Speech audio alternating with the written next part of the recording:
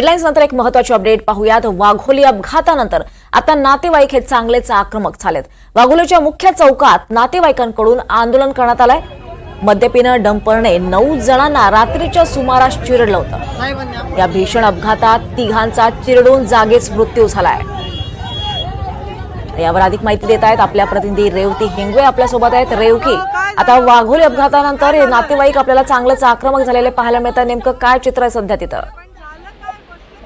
नक्कीच दीपाली, आपण जसं बघतोय की आक्रोश आपल्याला त्यांच्या नातेवाईकांचा जे चिरडले गेले या अपघातामध्ये त्यांचा आक्रोश आपल्याला पाहायला मिळतोय। वाघोलीच्या मुख्य चौकात ते जे सगळे नातेवाईक आणि समाजातले लोक आहेत ते तिकडे रास्ता रोको त्यांनी केलेले आणि रस्त्यावरती झोपलेले आपल्याला पाहायला मिळाले। खरं तर हा सगळा प्रकार काल रात्री 1च्या सुमारास घडला, जेव्हा एक मद्यधुंद ड्रायव्हर होता, त्यांनी डंपर या इकडे मजदूर जे आहेत फुटपाथवरती झोपलेले त्यांच्यावर अंगावरती त्यांनी घातलं आणि त्यानंतर 6 जण गंभीर जखमी झाले आणि 3 जण जागीच त्यांचा मृत्यू झालेला आहे।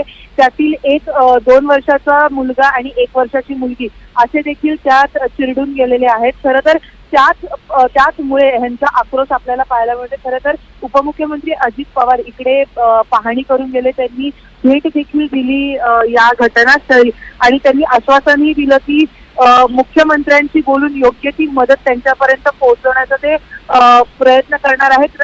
खरं तर देणारच आहे ती मदत, 5 लाखापर्यंतची मदत ते देण्याचं आश्वासन त्यांनी त्यावेळेस दिलेलं आहे। परंतु असंही असताना ते आता जे नातेवाईक आहेत, जे समाजातले लोक आहेत, ते संतप्त प्रतिक्रिया व्यक्त करतात आणि तिकडे रास्ता रोको त्यांनी केलेला आहे आणि त्याच पार्श्वभूमीवर ते आता अशीही मागणी करत आहेत की जो आरोपी बस चालक आहे त्यांना फाशीची शिक्षा देण्यात यावी। खरं तर आता हे सगळं पाहिल्यानंतर सरकारकडून काय मदत येते आणि काय त्याच्यावरती पुढील ऍक्शन घेतलं जाते हे पाहणं महत्त्वाचं ठरणार आहे।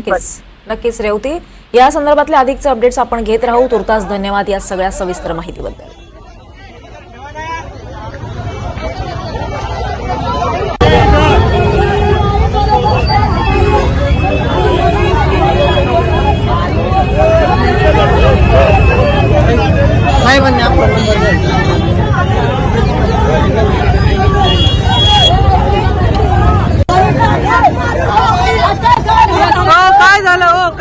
काय झालं? तशी आमची खाना नाटली, तशी आम्हाला मारून टाका। अरे पण झालं काय? बसले का रस्त्यावर? रस्त्यावर कायला बसले?